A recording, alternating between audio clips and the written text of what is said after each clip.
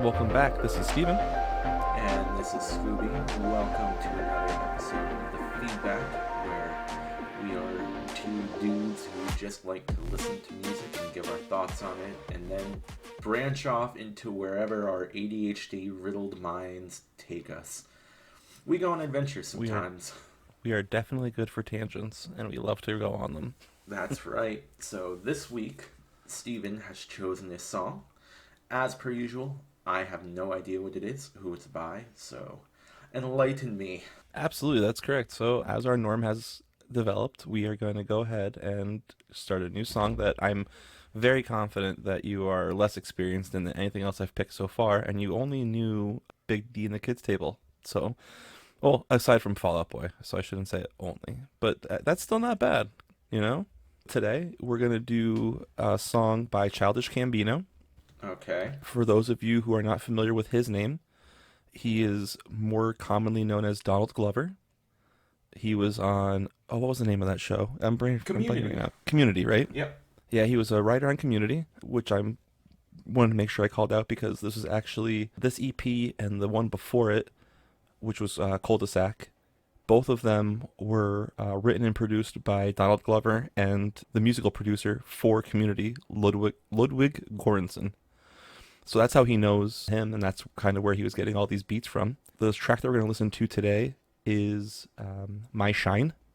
It comes off of his, with my research I saw it was his 5th EP.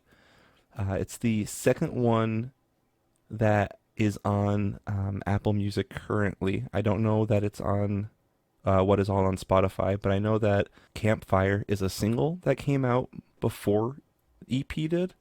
But EP was one of the very first albums that came out that kind of was more mainstream. This EP had a song on it as well called Freaks and Geeks, and that was the main single that came out of this and kind of got a lot of attention. That song does have a music video. This song does not. This is our first dipping the toe into the water for hip-hop for you. It's a hard left from where we were before, but I'm happy that we're kind of getting into it now, right? Yeah. So this is like old. Yes. Because I do and have listened to Childish Gambino, but I have not gone back this far. Camp is as far back as I've gone, so I didn't even know that these EPs existed, to be honest. I haven't done that sort of deep dive. Yeah, so it's actually, so Camp came out 8 months after this album did, or this EP did.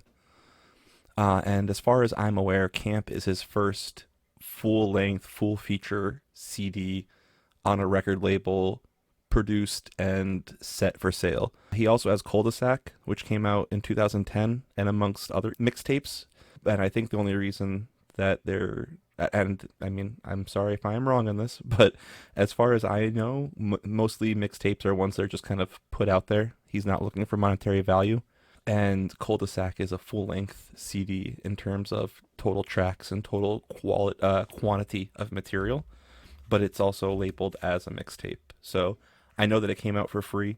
From what I have researched and know just in the past is that this EP is the EP that we're listening to, and it is the 5th that he's produced.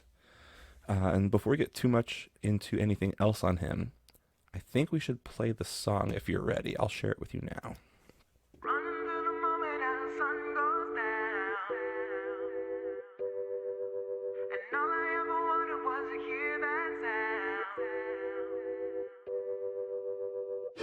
I stunt hard, I make it work, yeah. I make it work, yeah. I make it work. I live large, I make it work, yeah. I make it work, yeah. Childish Gambino, lame niggas never heard of it. Sick boy is the crew, fuck these niggas with the dirty dick. When these motherfuckers gonna understand I'm serious, I'm hard in the paint like a fucker on a period. James Dean Foreign swag, leather jacket, white t-shirt, rolled up sleeves, nigga looking like a greaser. Word is born, baby, my dictionary's a label. Listen to the cul-de-sac and know that was an ultimatum. Man, why nobody wanna admit they like me just a little bit? Won't be on the freshman list, guess I'll just keep spitting shit. Never be the rapper with $600 shades, no iced out chain, ride labels all day. I was hoping they would see me just for me, dope rhymer. They do me like my first house, no co-signer. See you using qualifiers, you don't even know. I guess he good for a rapper who on a TV show. Even though I was rapping back when Lance had chemo ho. Even flow, Pearl jamming niggas can't leave me alone. I keep a bone for these girls who like me back when green was low. Feel me though, TV all my thoughts and make your TiVo grow. Running through the moment as the sun goes down. Starlight, starlight. And all I ever wanted was to hear that sound. All night, but it's all for you to prove it. Keep on moving, keep on using my shine, my shine, my shine. Oh, ooh, take me higher. Oh, ooh, take me higher. Gambizi, make it work something. Let me check the syntax. Don't add an easy to my name, cause it has never been that. Aladdin on you fuckers, prince of the game from Street Rat. Dudes fall off too steep like tea bags. Steady moving, don't worry about where I'ma be, cause I'ma be on these tracks like indie girls on Amelie. Honesty, I'm rapping about everything I go through. Everything I'm saying, I'm Super Saiyan like Goku. Fuck nerdcore, fuck backpack, fuck rap cool. I make cool rap. I make music for whack blacks to blast back. In fact, I swear the track I lie on's my last track. Under the moment as the sun goes down. Starlight, starlight. And all I ever wanted was to hear that sound. All night, but it's all for you to prove it. Keep on moving, keep on using my shine, my shine, my shine. Under the moment as the sun goes down. Starlight, starlight. And all I ever wanted was to hear that sound. All night, but it's all for you to prove it. Keep on moving, keep on using my shine, my shine, my shine. Oh. All right, and that was My Shine. Do you have any first thoughts? I think it's interesting that even this far back, he's always been extremely self-aware as an artist, especially in his early career, and this is definitely his early career. There was always this sort of backlash against him for whatever reason, and I think it's something that he mentions a lot. It's like, oh yeah, he's another TV star trying to be a musician.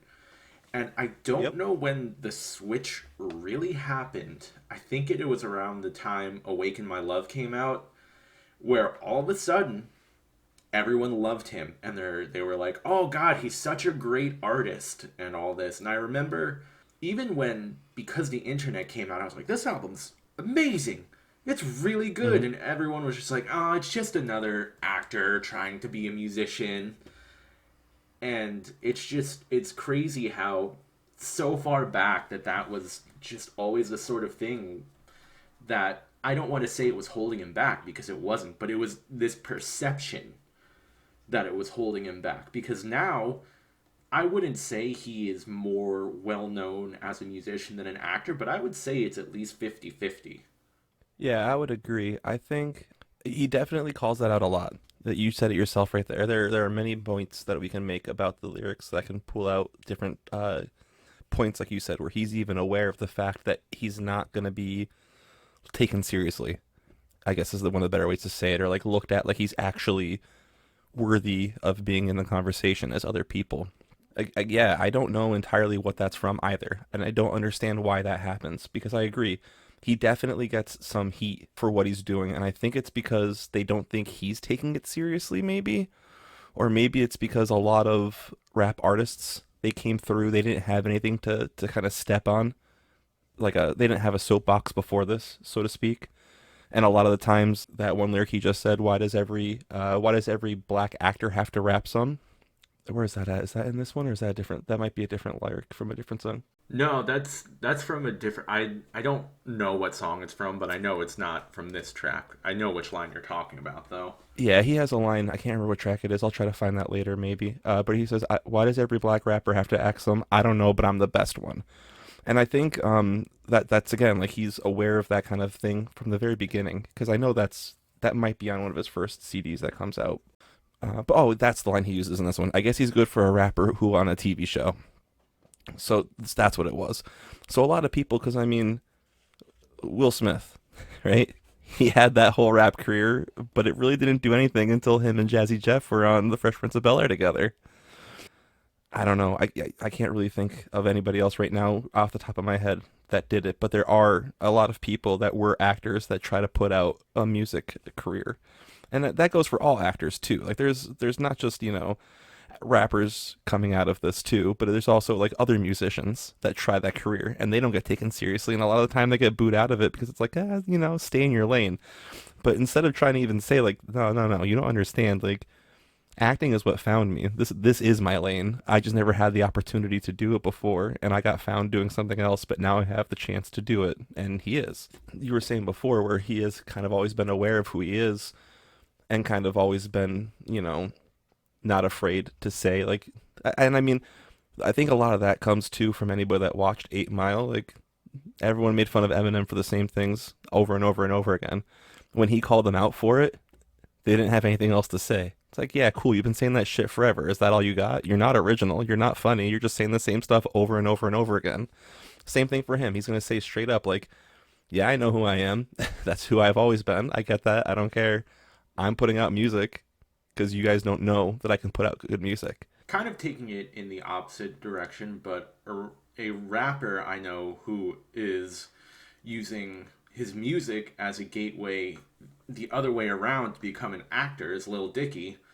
And I know that he is also catching flack for that. He has an acclaimed show on FX right now. Like, it's winning awards and all that. And there are so many people who are like, okay, cool, where's your new music, though? So I think that's also kind of a symptom of you can't make everyone happy all the time. Like, I know here, especially this song, Childish Gambino, his musical style has evolved throughout his musical career. Even this far back, though, one thing I've always noticed in his earlier work is still that he sings his own hooks, which not all rappers do. A lot of rappers will outsource, I don't know if that's the right word, or do features for their hooks. Absolutely, they do. Sometimes it's from a sample too. Like the hook will be a sample from another song. Yeah, but here he sings his own hooks, and you can, even this far back, you can see that sort of evolution to where he moves on, because the biggest example, and I haven't listened to his last 2 albums, honestly, but I know that Awaken My Love, there's no rap on that album. I don't think at all. It's all just soul and R&B grooves. Yeah, very much. And you can see that influence this far back, which I think is really cool. Absolutely. I think that's something else too that I'm a big fan of with him, is that he is very much himself, and he does make his own. He makes his own sound, and he's trying to find out what that sound is early on in these. I haven't done enough listening to Cul-de-sac or anything prior. I have listened to Camp. I love Camp. That's a great song. There's a single track on there, Bonfire. Or, I'm sorry, Bonfire was a single that got put on Camp. My apologies. Bonfire was an EP or a single rather, that came out before EP, and Bonfire is featured on Camp. Sorry, I got my timeline mixed up there. So I listen to EP a lot. I listen to Camp, Heartbeat, all of the because the internet. Kawhi was a big change too. Like every album kind of had a big change one after the other, which was really neat. And these are all coming out 1 year after the other. Camp came out in 2011. 8 months prior to that, this EP came out. Heartbeat, which is a remix bundle, is what I'm reading. That came out in 2012. Because the internet came out in 2013. Kauai came out in 2014, and then there's a 2-year gap for Awaken My Love, and then he takes a break, it seems. I guess you can say. I think there was talks of him retiring after Awaken My Love. I could be wrong. Yeah, because there was a long break, and then he released a couple of singles, which I Mm-hmm. mean, of course, there was "This Is America," which we Huge. all know. Yeah, and then there was that small EP that I don't know what it's called, but it had "Feels Like Summer" and Mm. another song that I can't remember on it. But No, I remember that too. I'm trying to think of what it is right now, and also look it up just to make sure I'm getting the right track information. Oh, here. Nope, that was the single summer pack. It I think was that's what it was though, because it was only like two songs, I think. all I'm seeing is summer pack with a single on. Oh yeah, no, no, yeah, summertime magic and feels like summer. Yes, those two. Okay, yeah, yeah. Those were great. Yes, yes, yes, yes. It's funny. The description is two summer themed bops, one steamy, one laid back, and honestly, that's great. Yeah. Where's the lie? I haven't found it yet. Have you? Nope. Again, we're calling out different parts of his career, and I can't. There's a lot of good stuff. They are all very much changing, and like you mentioned before, after Kawhi was "Awaken My Love," and "Awaken My Love" was very much R&B, soul, a lot of feeling, and then after that was "This Is America," and I think the one thing that you touched on before, which only became more true recently, and definitely because of "This Is America," is that he became known more 50-50. I'm not, and again, I agree with you. I don't know if it was around because this is the internet or Kawhi. Maybe it was Kawhi that did it that kind of sprung him into the conversation. But like, I think the big thing, I'll get back to Little Dicky in a second because I want to talk about that too. That he did is that he had a vision, and a lot of these are almost like mini movies. He has the vision of what this song is about and the pageantry that he wants to put into the music video to create the environment and the feeling, because like each one of them, like his music videos are beautiful, especially "This Is America" and a few other ones that I can't think on right now, but the imagery that's in there is very telling to what the song is, and it's a song that you need to listen to for the message, not just because of how good the song sounds, because that's the whole point of the song. Is like, yeah, we know this is catchy, we know you want to get wrapped up in it, but that's what they're trying to make you do. Don't pay attention to that part, and it's hard because it is really good. So I think another thing too that we were saying before when we were trying to figure out kind of how it happens, he has to stop being Donald Glover, and he has to become Childish Gambino for people to take him seriously. And I think that's the same problem that Little Dicky talks about in the show, is that he's saying like, "Oh no, no, that's not me. That's Little Dicky."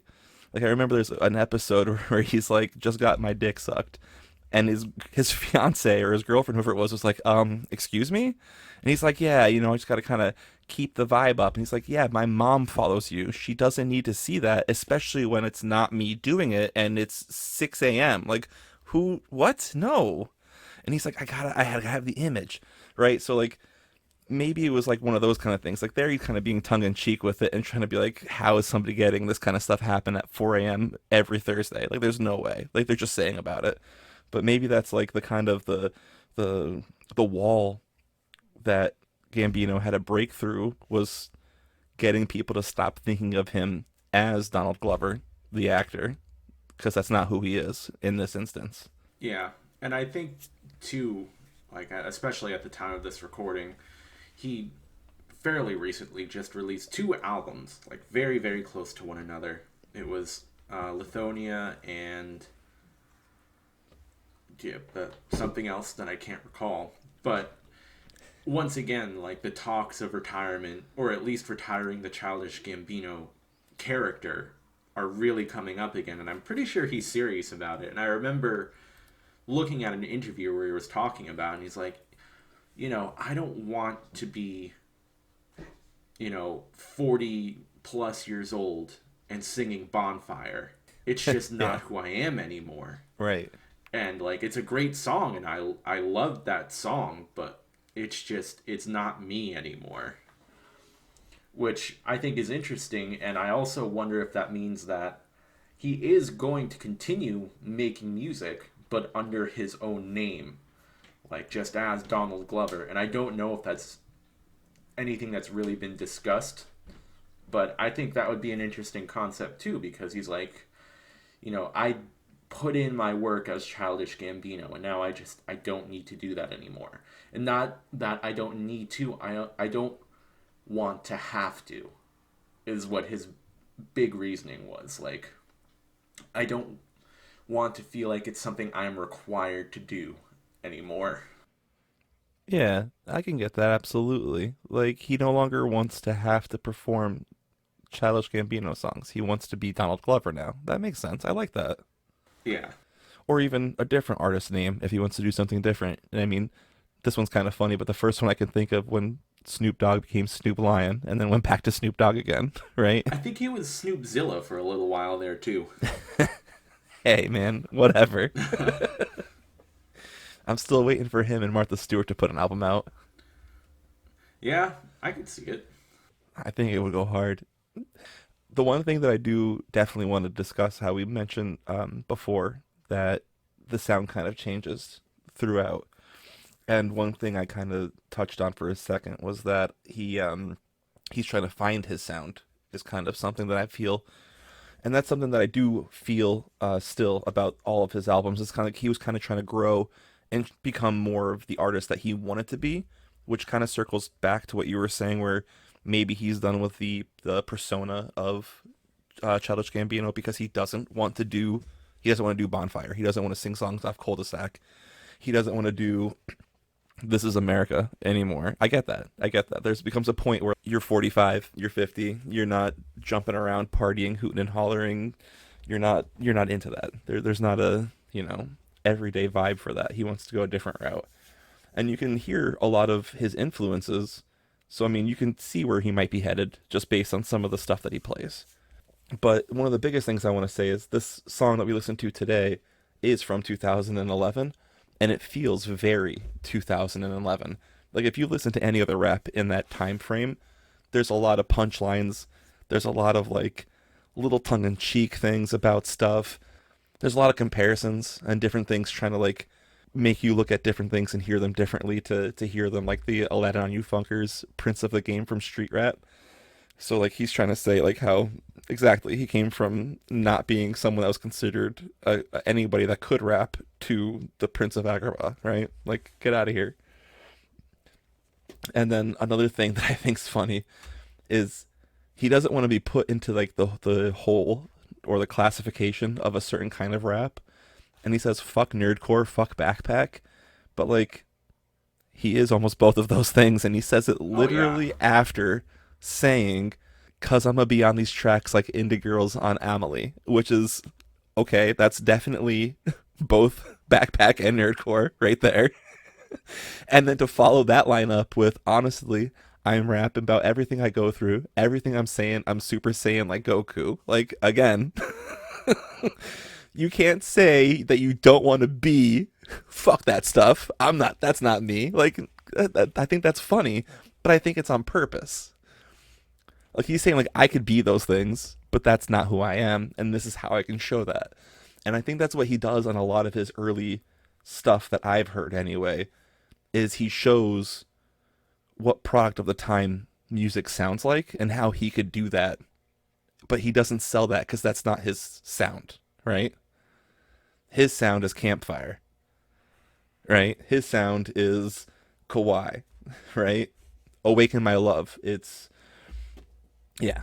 But then he still does the same stuff that everyone was doing in the early 2010s, where he was saying like he makes a tongue-in-cheek say he calls himself Gambeezy and saying like, but don't put that on my name. Like I'm not Yeezy, I'm not Lil Wayne, I'm not Wheezy, I'm not, it's not easy for me. I'm not playing into that shit. I'm my own person. And then yeah. But yeah, I think that is really fun how much he kind of calls those things out, and a lot of the tongue-in-cheek stuff that he says is fun too, because he never says anything without it also having more to it. Like I guess he good for a rapper who on a TV show, even though I was rapping back when Lance had chemo ho. Like shut the fuck up. I've been rapping forever. Like don't tell me that I'm just rapping because I'm on TV. Like, and then You said too how people aren't going to take him seriously. The one of his lines was, "Won't be on the freshman list. Guess I'll just keep spitting shit." The freshman list is, I think it's an XXL, is the name of the magazine. Has that been around for that long? Yeah, since before then, obviously, because he's talking about being on it. So clearly, he was like checking it and seeing other people that were on it for some amount of time. But yeah, so like he's even saying that the magazine's going to release it and he's not going to be a part of it, but he doesn't care. And then when we were saying before about making a sound, when he even calls out his album, listen to Cul-de-sac and know that was an ultimatum. Like, I'm not just making this stuff up. I'm gonna be making this rap over and over and over again. This is gonna become my sound. You guys are screwed. And then he also makes those funny like dick jokes. I guess you can say that was very like period accurate for that kind of rap. I mean, it's kind of always period accurate for rap. Yeah. My Dude's falling off categories. too steep like tea bags. Oh man. He just has a lot of good one-liners, and I think that was what really bought me on this stuff. Plus the rap itself too, not the rap, I'm sorry, the beat itself is really good. It And is, yeah. I don't know if that's something they completely created or if they found some kind of inspiration somewhere, but it sounds like he was playing it on like one of those keyboards that they'd be using on set to set the tone for the music. Like it feels like he was really trying to just make this really small and make that sound come through. Like I don't care what I have in front of me. I can take something to make a beat and then I can make it sound really, really good. And I think that's also shown very clearly in this song too, because it's a very like I don't know the proper way to describe the song. I can't describe it properly for myself, and maybe if you're feeling something about it, you'll talk about it later on, and it'll make sense for me too. Then there's not a very clean distinction of where the heavy beat is and like how to follow through the flow of what it is. The flow of the song is dictated by him. It's not necessarily the song itself. The song's kind of just playing, and he's making the beat notifications where he wants it to be. Because you can put a beat at any different set at what's going on in the background, and I think that's what's something else that's really nice about it too. I do really think it's interesting, and I know I mentioned this earlier about how it's him singing his own hooks in this track. I think it's interesting that this far back, it's something that he was doing because I feel like it's something that he really evolved into because he has a very good singing voice. Like, yeah, he's a great rapper, clearly, but he also has that added bonus of just being able to create and sing a really good hook, which I think this is something that has been brought up quite a bit in kind of a tongue-in-cheek manner that he is an unfairly talented man, that he can rap and sing and act, not just as a comedian, but also as a dramatic actor. Like, he can basically do it all. And what the hell? Honestly, that's not fair, man. Save some Yeah. skills for the rest of us. Leave some talent for the rest of us, man. But yeah, like you said before, like with the hooks, like that was something the first time, and I heard this album, not to get too sidetracked now, but Strike Gently, before it got really messed up with like all the bad stuff that it did in this world and then fixed itself. We can talk about that another day. Or if you need to know, I can explain. But I used to use Strike Gently for music because a lot of music was leaked there. And since Gambino was making EPs, he didn't care how his music got out. It was made for free. He just or I'm sorry, not EPs, mixtapes. He was just letting it go out there. He wanted people to hear his stuff and see like, oh, he's actually trying to do this for real. This isn't just bullshit, and put respect. Um, and then yeah, then he comes in here, and I listen to this, and I hear him singing, and I'm like, that sounds just like. Is it really? It is, and I think that's super awesome that he does put his own hooks in there because a lot of times it will be from a sample, like we talked about before. It will be from some other person coming in and singing it, or a song that was popular 20 years ago. That's a very common thing in rap that is used because of that. It's the influence, it's what can be done to it. It's a little bit like mashups, like we watched or listened to before, but in a different sense. Um, and then it's also because you can bring in all these different influences that'll bring in other people from different genres of music. They'll be like, "Oh, cool," and you can kind of like appreciate that and see what they listened to before and what kind of stuff tickles them, so to speak. And then to hear him, like you said, so talented that he can also sing in a falsetto or however he needs to kind of set that vibe. It's very it reminds me of Justin Timberlake because Justin Timberlake kind of went to like a, I don't want to say hip hop, maybe more like an R&B ish style, and he kind of tried to do some rapping here and there, which he made evident in his song Pop back in the early aughts. Ah, yes. That Insert little pop. breakdown of him beatboxing or whatever you want to say that was. I guess for lack of a better term, it would have been It scatting, right? it was beat. I will say that it's beatboxing. I will say it's very like remedial beatboxing. Yeah. And listen, I'm not throwing stones. I can't beatbox at all. I couldn't even No. do that. No. But you know, I that is a rabbit hole that I fell down for a while, just like looking up beatboxers, like professional beatboxers and That's cool. beatboxing competitions, and I was like, how do people do this? That's really They cool. don't sound human. For real. No, that's like that's next to like I don't even understand how a lot of that would happen ever. There's actually there's a road there's a road that I drove past.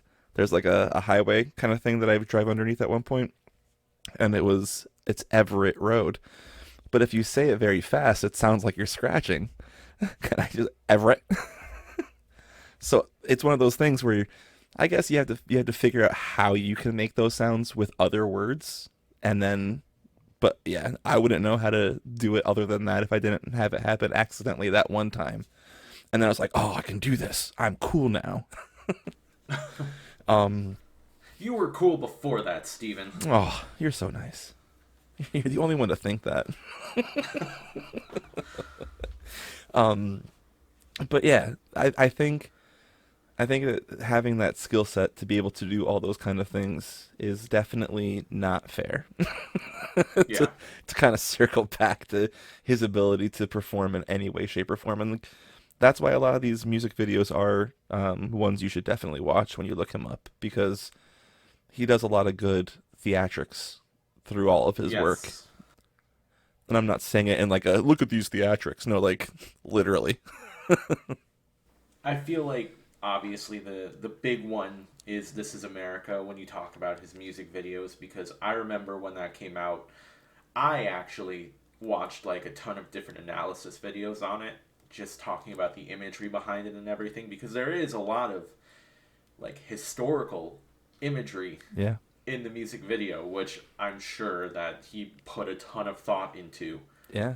But even some of his other music videos that are nowhere near as heavy-handed with the imagery, they're still just like mesmerizing to watch almost. Yeah, absolutely. I can think of a couple. I love the music video for Sober. It's a little more silly, but Mm-hmm. it's still really good. 3005, of course, Sweatpants. Like Yep. he just fairly recently it was Littlefoot Bigfoot. Yep. Like the choreography. Again, that's another thing to add. He can dance. Like Oh yeah. he's a very good dancer too. And I'm like, how? Like you do all of this. Yeah. Yeah, he is more than the triple threat. And the triple threat used to be the biggest thing in the world, right? The singer, Yeah. songwriter, actor. He's all of that and more. Like he's a screenwriter, he's a comedian, he's an actor, a performer. He has range. He if you don't like this song because of the way that it sounds, then listen to it because of the internet. Because I promise you, there's not going to be a single song on there that will give you the like you won't find too many connections on each album. If you don't like that, check out Kawhi. Kawhi is different. If you don't like Kawhi, Awaken My Love, my goodness, you put that on, you don't even realize you're still listening to Childish Gambino. You have no idea except the voice, because that's when you start to hear him really start to sing. I think the other thing to I find it admirable is the fact that he can do all of this, but he still seems like a really humble guy. Like, I've watched a lot of interviews with him and all of that, and he, with all of the talent he has, he would have every right to be egotistical. And he's not at all. He seems still throughout all of this like a really down to earth and humble individual. I wonder if that has to do with um what he sings about too, because he's trying to have more of like that worldly look at what's going on and being very topical. Because a lot of people will just like they'll pick a topic and they'll kind of focus on that topic and that's what they just keep making music about. But I feel like he always makes music that's very if you listen to it too far in the future and you don't remember small stories, you're not going to catch the details of what he's talking about sometimes. And I think that's also another like a little credit he deserves because yeah, he's very trying to drive home a message about what's going on and what he views and what he sees. I was wondering if you were talking about before Ada Vista or Bando Stone in the New World, because those are the two. Lithonia is a track, not a Gotcha. album title. That's what I was confused about. And as we all know, the legend of Fartbuckle that goes along with Lithonia. I'm a big fan of the fact that Krungbin is actually featured on one of his tracks. Oh, really? Yeah, on Bando Stone in the New World, which is one of the new 2024 ones. It's actually listed as pop, not rap or hip hop. The 16 Happy Survival featuring Krungbin. I did not know that. That's a nice little tie-in for us. Yeah, little callback. Now we definitely have to put that episode out. And I didn't want to forget either. You mentioned before Littlefoot, Bigfoot. That's a fun song. That's another very different, like, it kind of ties back a little bit, I think, in like the playful funness of it to some of this earlier stuff that we're talking about now. But I Yeah. think the funness of that song is just very just like anytime I listen to it, I want to jump up and kind of dance, and I Yeah. can't dance well either. So It's just one of those tracks that it's got that energy to it. absolutely, yeah. So yeah, I think that about does it for myself on Childish Gambino, at least on this track, because there's definitely, as we were going off on our many different tangents today, talked about many different songs and albums. We can talk about them and look at more, which we definitely will. There's definitely more songs of his that I want to highlight and feature. Maybe there'll be one or two of them on your list as well. Who knows? But yeah, I definitely would say that he is somebody that I feel is very much worth checking out very far back or very like right now. It might not be something you might appreciate now because again, this came out in 2011 and it sounds very much 2011. And if you weren't listening to it then or you don't like that sound, you might not appreciate this one as much, but there's definitely a very long catalog of his that is very worth checking. Yeah, I think he is an artist that it's very worth doing a deep dive on. For me, I don't even recall when I really got into his music. I remember that I never watched Community, so I wasn't aware of the whole like actor side of things, but I remember when I was in a band. This was after the band we were in together, Stephen. We were renting a practice space somewhere, and it was a shared practice space, so there were stickers all over it. I remember seeing a sticker for a band that I used to see when I was like 11 or 12, which was really cool. It was a band called The Silent Groove. It was my best friend's cousin's band. Going back, they weren't great, but it was just cool that I knew someone in a band at that point. Oh, absolutely. But I also saw it was just a sticker of the album art for Because the Internet. And I was like, oh, someone took the time to put this sticker up here and maybe I'll check that out. And I really think that's where I started. So kind of weird, but it was almost like a word of mouth thing where I was like, oh, I saw this sticker of this artist, let me check this out. And I was like, wow, that's Yeah. really good. Yeah. No, that's a great way to find them. I like that you that's how you found them at least, or that's one way that you recall that. Like, that's neat. I like that. Yeah. It's definitely more wholesome and fun the way that you found it than me sitting there pirating music off of a website. I mean, you I, weren't using LimeWire at least. yeah, definitely not at that time. I wasn't. Not at that time. A couple Yes, years earlier, perhaps. I can neither confirm or deny the That's right. actions in question, sir. All right, before we indict ourselves, Yes, let's end this episode. Everyone, thank you for listening. Please make sure to do all the social networking stuff yes, wherever we end up. Like, share, subscribe, tell a friend. As I just said, word of mouth. That's how I found Childish Gambino. So. and yeah, and that's how I hope you find us. That's right, because important, long-winded information and ADHD don't mix. But I hope if you've made it to this point, you like what Scoops and I are doing, and hopefully you like it so much you want to shout it from the top of a mountain. But it would be a whole lot more helpful if you told your friends about us instead. Word of mouth or listening with someone is our favorite, but social media is also great, and you can interact with us there too. So please come by our Instagram, Blue Sky, or Facebook, where you can find us as The Feedback, or on Twitter, formerly known as Twitter /X, at @thefeedback_PC to see what's coming next, suggest a song, talk about our latest episode, or just talk about anything. That's right. All right, well, we'll see you again is that soon. it? All right, yeah. See you soon, and we'll see what we dig up next time. Goodbye.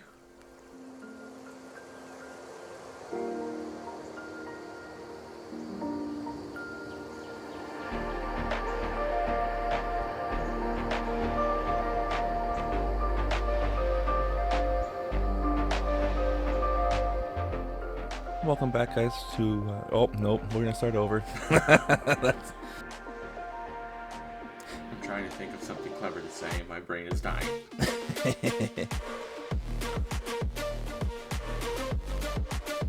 Yes, ma'am.